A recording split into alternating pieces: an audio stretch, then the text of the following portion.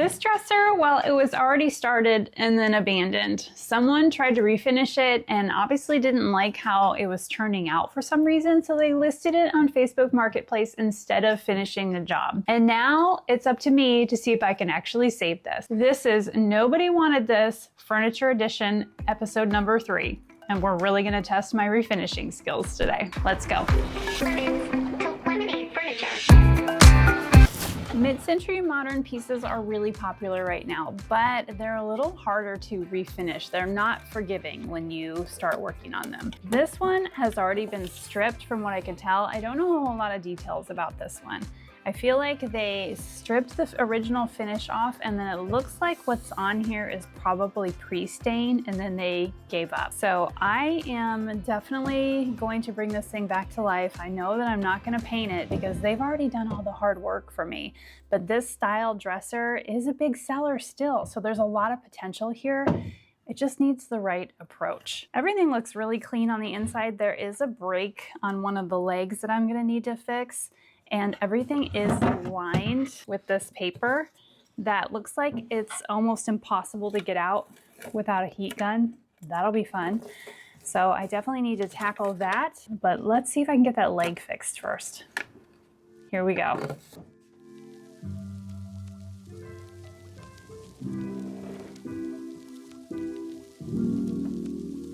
That was actually too easy. It was just the leg itself was a little loose. I thought there was some other things going on, but luckily I just had to adjust the screws and it fixed it. There is this chip that came off, but luckily I was able to save that. So we're just gonna reattach this with some wood glue and some clamps.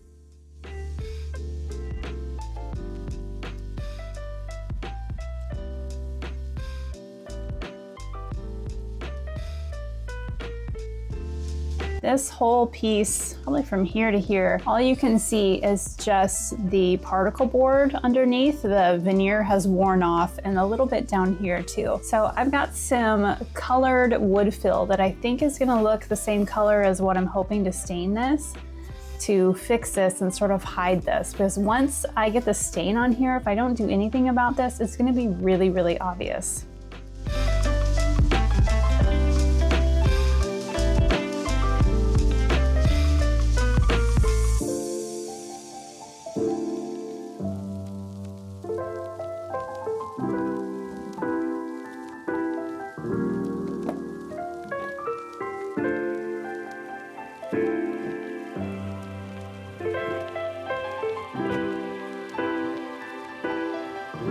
All of my fixes from yesterday are dry, so it's time to start sanding this.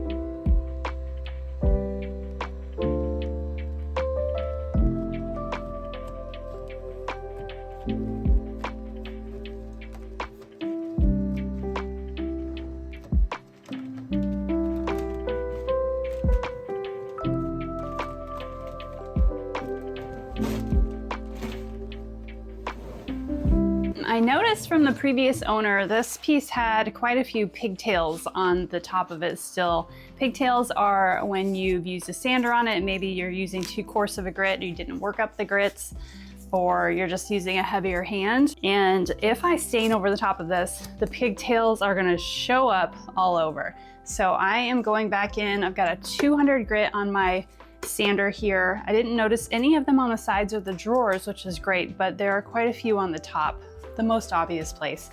So I'm gonna take care of those first. Plus I have to sand down that patch on the side that we fixed. So let's get this part done.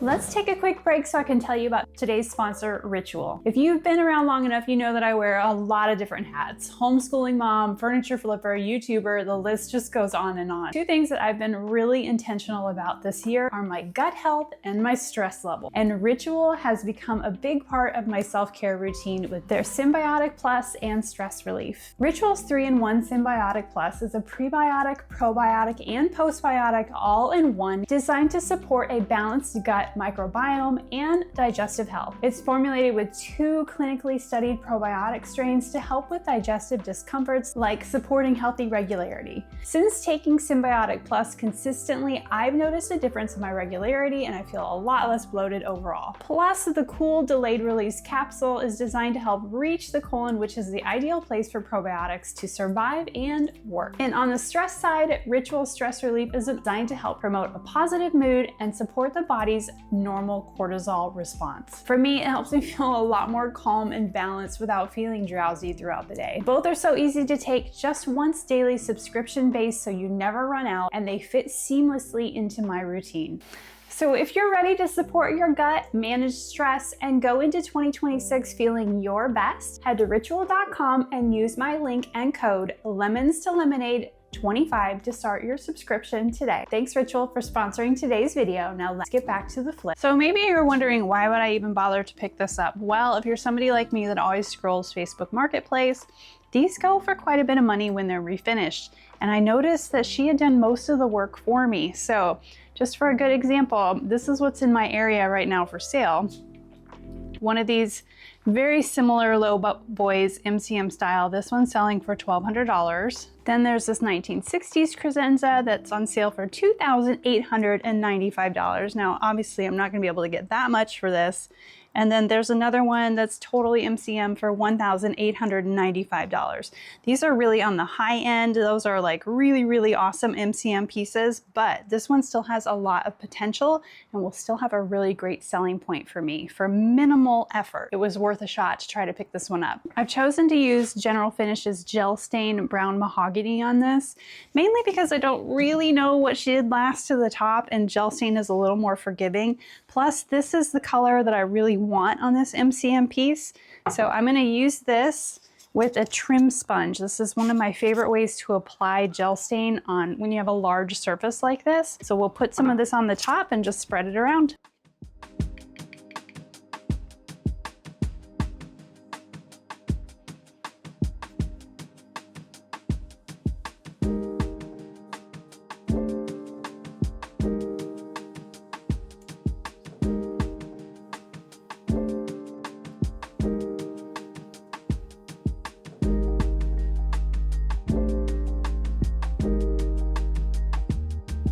I let this sit for about 2 minutes. I'm gonna wipe it back with some shop towels and get off all the extra stain.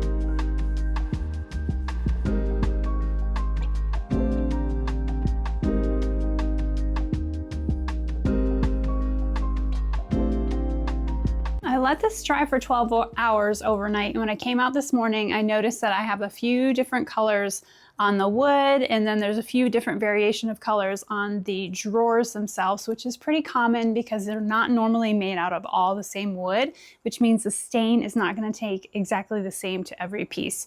But that's okay, we have a way around that, so I'm going to get this all put back together and we'll move on to that step. I don't know if you all noticed, but a few weeks ago I had a viral video which now has close to 500,000 views on it, and 73% of you watched that video on your television, which means you may have had a problem figuring out how to subscribe. So the easiest way you can do that is to go up on your remote control. You will see my little round yellow button with my face on it. If you hit that, it's going to take you over to a screen that says subscribe. Hit that button and you're ready to go, and that way you won't miss a flip. And if you found me from that video, say hi in the comments. I want to know how many of you made it this far.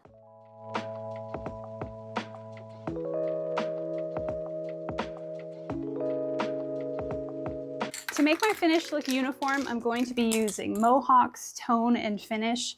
This is a finishing toner in the color Brown Mahogany, so I got it to match the stain that I picked for the piece. I'm going to put this on and just make sure I do really light, even passes because it does darken up pretty quickly. So I want to make sure before I put tons of layers of this on that it's going in the color direction that I want it to. So you always err on the side of caution if you're going to use this product because a little bit goes a long way.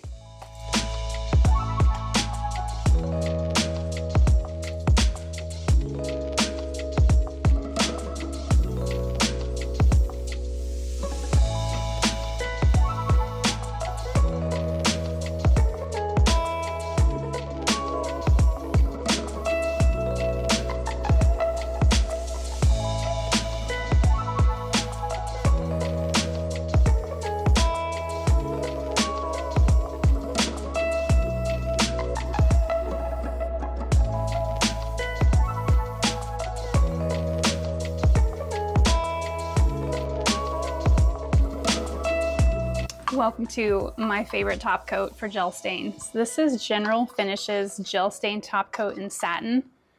It's like pudding, you guys. Isn't that crazy how it looks? It's really easy to put on.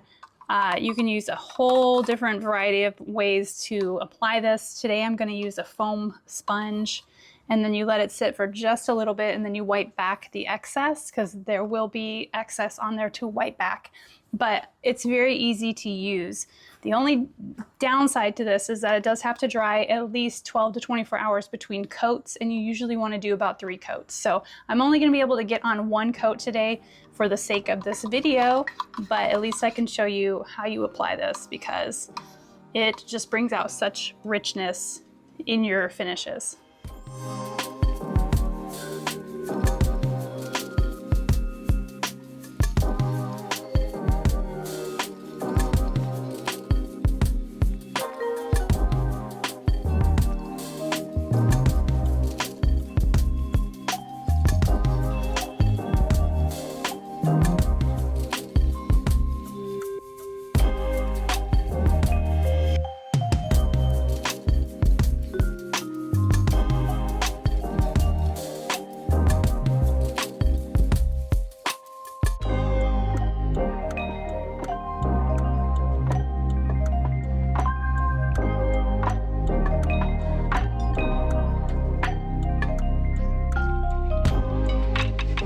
Did I forget to tell you that the original owner had all of the hardware? They did, and they even had most of it clean. So I think I'm able to put this just right back on. We're not going to do anything to this beautiful original hardware.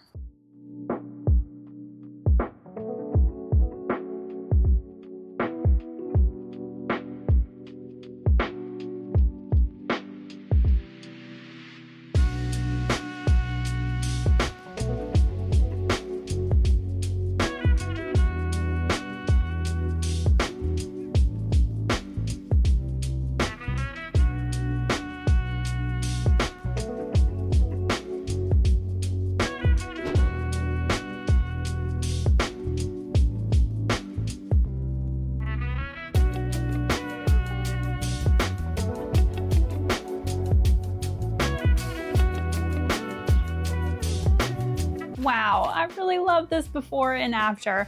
Not too bad for my first try trying to refinish MCM pieces. One of the things I definitely would do different is get a better handle on that lacquer toner that I sprayed. Not a huge fan of that. That had a large learning curve, and I watched a lot of YouTube videos before I did it and still just really couldn't nail the technique.